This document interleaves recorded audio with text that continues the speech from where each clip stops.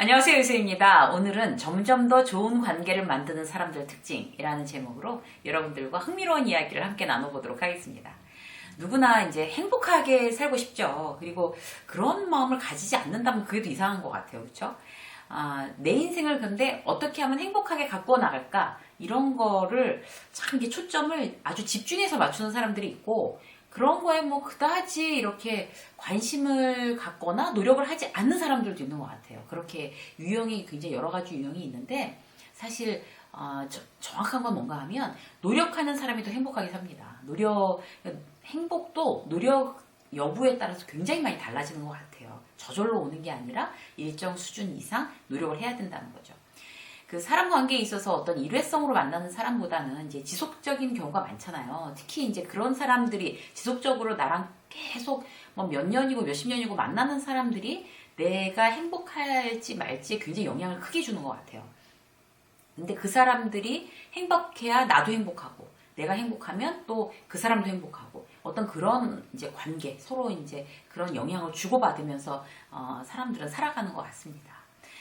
신문에 그 이제 잘 사는 부부의 특징이라는 이제 기사가 났는데요. 제가 이제 뭐 부부 전문 어떤 강사는 아니지만 모든 관계에는 공통점이 있는 것 같아요. 그래서 그 기사를 딱 읽고서 제가 느낀 게 어떤 건가 하면, 잘 사는 부부들 특징에 어떤 나오는 그 공통점을 결국에 좋은 인간관계에 모두 다 적용이 되겠구나, 이제 이런 생각을 해서 제가 이제 몇 가지로 이제 정리를 했어요. 그래서 이제 진부한 원리기는 하지만 어쨌든 내가 먼저 이제 이해를 하고, 그 다음에 이제 노력하는 자세, 그런 게 잘 사는 부부들이 갖고 있는 어떤 기본적인 이제 베이스인데, 이런 것들이 친구나 동료나 어떤 또 다른 사람들, 좋은 관계를 계속 지속적으로 유지하기 위해서 이제 함께 공통적으로 응용해 봐야 될 문제를 제가 이제 네 가지로 정리해서 여러분들과 함께 나누고자 합니다. 첫 번째는요, 그러니까 좋은 관계를 어떤 이제 계속 유지하려고 하면 어떤 조건들이 필요한가? 첫 번째는 관심입니다. 관심. 이제 이렇게 얘기하면 이제 이렇게 말씀하시는 분들 계세요. 관심이 왜 없겠어요? 관심이 너무 많아서 문제예요. 좀 똑바로 하면 좋은데 답답하니까 너무 관심을 갖고 잔소리를 하는 거죠. 그러니까 남편들 같은 경우도 이제 아내들 같은 경우도 서로한테 할 잔소리들이 되게 많잖아요. 그러니까 아내가 남편한테 하는 잔소리는 뭐 담배 끊어라, 술 좀 줄여라, 뭐 운동 좀 해라, 뭐 이런 거. 이제 차라리 관심을 끊으면 편할 텐데 관심이 있으니까 그렇게 막 괴롭게 잔소리도 하는 거다, 이렇게 주장할 수도 있는데, 그건 사실 정확히 따지면 관심이 아니라 그냥 지적질이죠. 못마땅한 것만 보이는 거예요. 그리고 이제 내 맘대로 이제 바꾸고 싶어서. 그리고 이제 남편들 같은 경우도 마찬가지인 거예요. 아내들 보고 막 그 뭐 운동해라, 뭐 이렇게 막 많이 먹고 막 한밤중에 먹고 있으면은 이제 나이 먹어서 살찌면 무릎 아프다 막 이래가면서 잔소리하고 막 이런 어떤 막 서로 간 못마땅해서 이제 하는 잔소리들이 있죠. 그리고 이제 사실 그런 건 이제 다 지적질이고요. 사실 이제 관심이라는 거는 관찰하고 마음이 그를 이렇게 향해서 이렇게 딱 있어야지 그게 이제 관심인 거잖아요. 그러니까 상대를 잘 안다는 거에서 출발해서 그가 좋아하는 거를 이제 해주고, 그리고 그 좋아하는 걸 보면 막 기뻐하고, 이런 게 사실 관심이거든요. 약한 거는 도와주고, 이렇게 뭔가 이렇게 좀 가려주고, 단점을 가려주고 보완해주고, 이런 게 사실 관심이죠. 그러니까 왜 아주 간단한 예를 들어서 물을 줘도, 그러니까 회사에서도 마찬가지인 것 같아요. 이제 누구한테 이제 물 한 잔 갖다 준다? 뭐 이럴 때도 우리 팀장님은 찬물 싫어하시니까 뭐 정수물, 내지는 따뜻한 물, 뭐 이런 거 있잖아요. 그런 것도 사실 관찰하고 관심 있지 않고 애정 있지 않으면 그 어렵습니다. 그런 거 알아내기가. 그리고 우리 와이프는 식은 커피는 안 마신다. 금방 이게 막 뜨거워야지만 마신다. 식은 커피는 내가 먼저 나와서 식은 커피는 내가 마시고, 당신은 그럼 이거 뜨거운 거 이거 마셔. 이렇게 한다든지. 뭐 이런 거. 국 펄펄 끓는 거 싫어해요, 우리 남편은. 그러면 이제 국을 미지근하게 데워갖고 준다든지. 이런 모든 게 어떤 그 사람을 잘 알고 관찰해서 그 사람이 좋아하는 걸 해주는 게 관심인 거지, 내가 보기에 못마땅한 거를 막 지적하는 게 절대로 관심은 아닙니다. 뭐 회사에서도 막 보고서 쓰고 있다가 이거는 저기 김 과장한테 되게 도움이 되겠다, 그럼 링크 걸어서 보내주고 막 이런 거 있잖아요. 그리고 뭐 이제 막 그 전라도에서 막 홍어가 왔는데 뭐 홍어를 너무 막 홍어 귀신이라고 할 만큼 막 좋아하는 동료가 있으면 그거 막 싸다 주고 막 이런 거 있잖아요. 아, 그 사람이 딱 떠오르고 이런 게 관심인 거죠. 그 문제가 생겼을 때 첫 말이 잔소리로 시작하면 듣는 사람도 짜증나고 다투게 되잖아요. 그런데 정말 관심이 있으면 잔소리로 시작하지 않는다고 합니다. 그래서 뭐 예를 들어서 이제라고 뭐 그 막 일 같은 거 정신을 어디다 두고 하는 거야? 도대체 생각이란 게 있어 없어? 막 이렇게 얘기하는 건 잔소리가 되는 거죠. 관심이 정말 있다고 하면 이 사람이 왜 지금 이렇게 일에 집중을 못하는 걸까? 회사에서라도 그렇게 알아차리고 무슨 일이 있는지 좀 이렇게 신경 써서 물어봐주고 이러는 게 관심인 거죠. 그래서 그 어떤 누구에 대해서 관심을 갖는다는 거, 진정한 관심을 갖는다는 거는 좋은 관계를 유지하기 위한 가장 중요한 문제가 되겠습니다. 두 번째 뭔가 하면요, 존중인데요. 존중. 사람들 관계가 100% 깨지는 요소가 있는데요. 바로 상대를 무시하는 거. 그럼 100% 깨진다고 합니다. 금가고. 실제 뭐 그 독단적인 진행, 회사에서도 그렇고 아니면 이제 부부 사이에서도 그렇고 의견 물어보지 않고 그냥 내 마음대로 독단적으로 진행하면 그 관계는 이제 깨지게 되는 거죠. 싸우게 되는 거고 부부가 그렇고 부모 자식 그렇고 회사에서도 리더와 팀원들이 그렇습니다. 무시하는 건 이제 평소에 늘 무시하거나 아니면 화가 나서 무시하거나 이제 이렇게 되는 경우가 있죠. 근데 그걸 상대가 이제 느끼는 순간 이제 금이 가기 시작을 하고 내 입장은 뭐 나는 너랑 이제 금 가게 하려고 그렇게 한 게 아니라 그냥 무심코 한 거야 라고 해도 그거랑 관계없이 금 가는 거죠. 근데 그렇기 때문에 이제 평소에 그 친한 사람들이라도 더 이렇게 긴장하고 조심하고 존중하려는 어떤 그런 태도가 좋은 인간관계를 유지하는데 가장 중요한 어떤 요소가 된다고 해요. 무시하면 잃는 거예요. 사람을 잃습니다. 그리고 예를 들어서 이제 이런 거죠. 그러니까 이제 무시하는 어떤 그런 말 이런 게 늘 내가 이제 그렇게 생각을 하고 있으면 그런 말이 이제 무의식적으로 튀어나오는 거예요. 예를 들어서 그 주식을 하다가 이제 막 손해를 봤다고 막 이제 막 투덜대는 이제 남편한테 기분 안 좋잖아요. 그런 얘기 듣고 있으면 속 터지잖아요. 그런데 거기다 대고 그러게 뭘 해서 똑바로 알아보고 하라고 그랬지.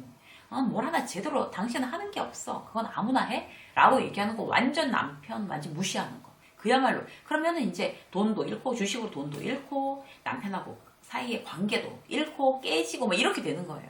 그런데 그럴 때 어떤 존중하는 말. 내가 속은 부글부글 끓지만 거의 공중부양하는 심정으로 그것도 다 경험이지 뭐. 잃은 돈은 어떻게 하겠어요. 처음이잖아. 너무 속상해하지 마. 처음부터 수익 많이 내면 누구나 다 하지 그거. 그런데 뭔가 정보를 제대로 공부하고 지금 이제 그런 걸 이제 어떤 교훈으로 삼아서 좀 공부 제대로 하고 앞으로 진행하면 충분히 만회할 수 있지 않을까?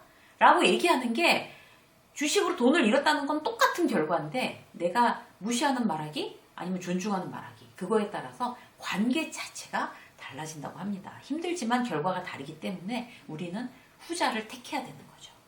자, 세 번째 볼까요? 어려울수록 함께 하는 거예요. 어려울수록 함께. 왜 좋을 때는 막 서로 좋다고 그러다가 어려운 일이 딱 생기면 관계가 깨지는 경우가 굉장히 많아요. 회사에서도 그렇고 회사에서도 막 프로젝트 성공했어 그러면 막 잘했어 이러면서 막 우리는 한 팀 뭐 으쌰 막 이러다가 우리가 남이가 막 형제야 뭐 이러다가 이제 그 프로젝트에 문제가 생기고 굉장히 손실을 많이 보고 이러면 팀원들은 팀장 원망하고 팀장은 또 팀원들 원망하고 깨지고 막 이러는 거잖아요. 그리고 그 부부 사이도 마찬가지고.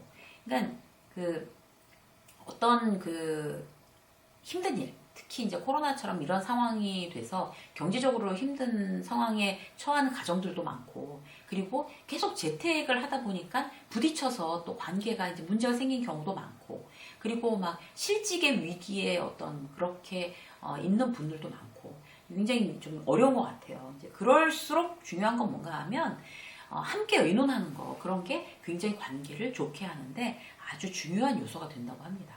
그 애들한테도 제가 이제 그 어떤 이제 책에서 읽었는데요. 애들한테도 그 이제 만약에 코로나 때문에 가정 경제가 어려워졌다. 그랬을 경우 애들한테 그냥 다 엄마 아빠가 알아서 하니까 니들은 뭐 신경 쓸 거 없어 라고 하는 것보다 그런 상황들을 다 얘기해 주는 게 굉장히 좋대요. 어떤 가족 간의 릴레이션십에 있어서. 그래서 아이들이 어려도 지금 아빠는 이만저만해서 이제 퇴직을 할 거야 라든지 그럼 이제 솔직하게 얘기하고 그래서 앞으로 이렇게 당분간은 긴축 재정을 하고 그리고 아빠는 이런 계획을 갖고 있어. 엄마는 이런 계획을 갖고 있어. 우리가 이제 그 가계 대출이 얼마고 또 이런 부분들이 있어서 앞으로 이제 이 정도의 규모로 좀 줄여서 살아야 될 것 같아. 너희들이 좀 참고 이해해주면 좋겠어. 라고 얘기하는 부모가 훨씬 더 자식하고 관계를 돈독하게 할 수 있다는 거죠. 그냥 아무 얘기도 안 하고 그냥 뭐 아이들은 뭐 아이들인데 뭘 얘기를 해 라고 하는 것보다 훨씬 더 좋은 일이라고 합니다. 그리고 남편이랑 아내랑도 마찬가지 거죠. 어려운 일이 있을수록 우린 전우야 이렇게 되는 거죠.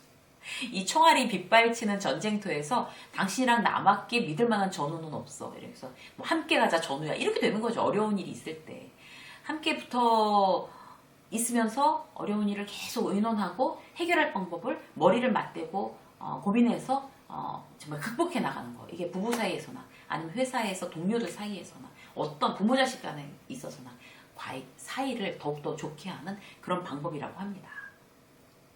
싸우고 나서도 이제 그 좋은 관계들은요 빨리 화해하려고 시도한대요. 먼저 손을 내민대요. 근데 왜 싸우고 나서도 그 어려운 일이 있으면 막 이제 투닥대고 이제 싸우고 나서도 자존심 때문에 서로 얘기 안 하고 길어지고 그러면 이제 골이 깊어질 수밖에 없잖아요. 그래서 좋은 관계를 항상 유지하는 사람들의 특징은 싸우고 나서 그 불편함을 못 참는다는 거죠. 친구하고도 그렇고 동료하고도 그렇고 직장 상사하고도 그렇고 부부는 마찬가지고. 그래서 빨리 내가 먼저 화해의 손길을 내민다는 거죠. 그런 사람들이 좋은 관계를 유지하는데 대단히 좋은 캐릭터라고 합니다.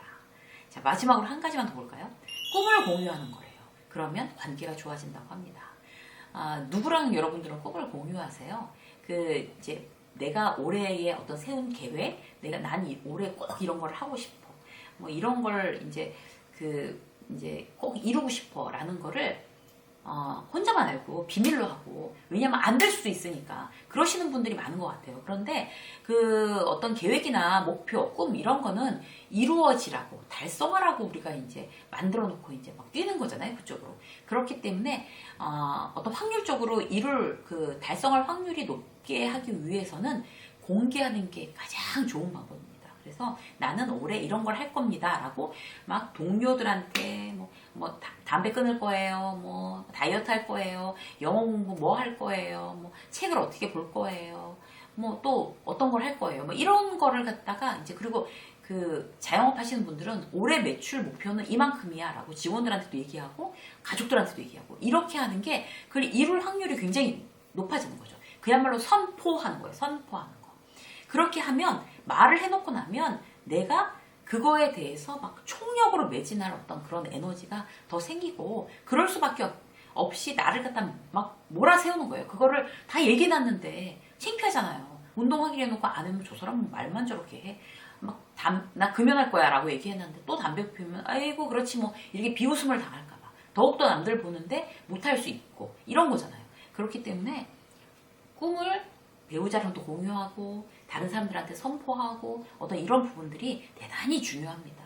그리고 이제 내가 어떤 꿈이라는 건 굉장히 희망적인 거잖아요. 좋은 거잖아요. 그거를 이제 배우자하고 이제 나누고 난 이제 꼭 그렇게 하고 싶어. 막 이렇게 얘기를 하면 그 배우자도 배우자인데 거기에 대해서 응원하지 그걸 비웃거나 시기하거나 질투하진 않을 거 아니에요. 그렇기 때문에 도와주려고 하고 그래서 배우자의 꿈을 이루게 하기 위해서 나도 뭔가 조금 이제 보탬이 되고 응원하고 이렇게 되면 그 관계가 좋아질 수밖에 없다고 합니다. 그래서 서로 역할 분담도 하고 그럼 내가 이런 걸 도와줄게. 이런 거 당신 공부해야 되니까 내가 이런 거를 좀 뭐 쓰레기 분리수거도 내가 하고 저녁 때 집에 와서 청소도 내가 할게. 당신은 그러면 어디서 공부를 하다 와. 내가 뭐 올해 책을 꼭 쓸 거야 라고 하면 그럼 당신은 뭐 퇴근하고 나서 책 쓰다가 와. 내가 이제 이런 걸 도와줄게 라고 하면 그 부부관계가 얼마나 좋아지겠어요. 회사에서도 마찬가지. 서로 도와주겠다고 그럼 이런 걸 도와줄게 라고 이제 그 동료들한테 얘기한다는 건 관계를 더욱더 연대감이 깊게 하는 거죠. 그래서 어떤 이제 그 좋은 관계를 유지할 수 있는 어떤 그런 요소에 대해서 여러분들한테 네 가지로, 원래는 이제 잘 사는 부부의 특징이었는데 네 가지로 다시 이렇게 제가 이렇게 조정해서 여러분들하고 함께 나눴습니다. 이 네 가지를 여러분들께서 참 이렇게 메모하셨다가 여러분들 주변에 가족이든 동료든 모든 관계에 응용하셔서 올해는 조금 더 점점 더 여러분들 주변의 인간관계가 좋아지는 그런 어떤 행복한 나날들이 되시기를 응원하겠습니다. 유세민 식장서 오늘 여기까지 하겠습니다. 고맙습니다.